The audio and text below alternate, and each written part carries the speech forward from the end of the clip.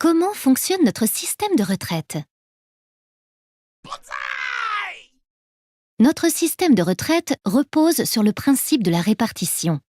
Les actifs ayant un emploi versent des cotisations à une caisse de retraite qui les utilise immédiatement pour payer les pensions des retraités actuels. En fonction de leur statut, indépendants, salariés du secteur public ou privé, les actifs cotisent auprès de caisses de retraite différentes. Par exemple, les salariés du privé, qui représentent environ 2/3 des actifs, cotisent obligatoirement auprès de la Caisse nationale d'assurance vieillesse, CNAV, pour la retraite de base. Ils doivent également cotiser auprès d'organismes de retraite complémentaires, l'ARCO et la GIRC.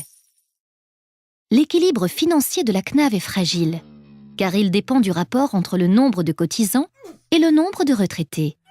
Or, depuis 1975, le nombre de retraités augmente plus vite que le nombre de cotisants. On est passé de 3 cotisants pour un retraité à actuellement 1,4 cotisants pour un retraité. Pour équilibrer les comptes de la CNAV, 3 solutions principales existent et peuvent être combinées. Augmenter les cotisations, ce qui implique de baisser les salaires nets des actifs. Baisser les pensions de retraite, elles évoluent aujourd'hui chaque année en fonction des prix, mais à l'avenir, elles pourraient rester fixes. Faire en sorte que les actifs travaillent plus longtemps et donc cotisent plus longtemps.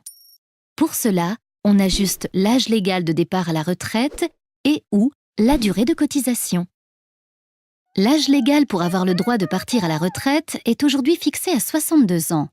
On ne peut pas partir avant, à l'exception de ceux qui ont commencé à travailler avant 20 ans ou qui ont un métier pénible.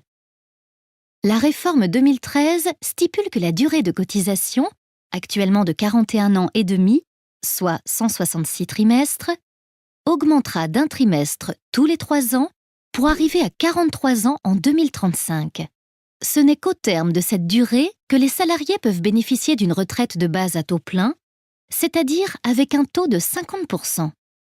Comment calcule-t-on le montant annuel de la retraite de base à taux plein? Prenons l'exemple d'un salarié qui a cotisé durant 166 trimestres.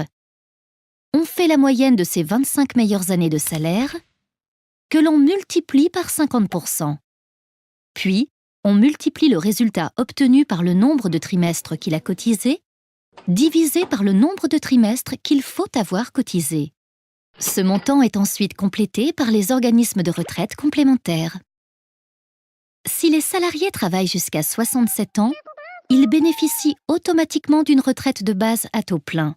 Cependant, s'ils n'ont pas cotisé pendant 166 trimestres, son montant annuel est réduit en fonction du nombre de trimestres manquants. On parle de décote. Il existe beaucoup de subtilités en fonction des statuts et des situations individuelles, ce qui rend notre système de retraite et son calcul particulièrement complexe.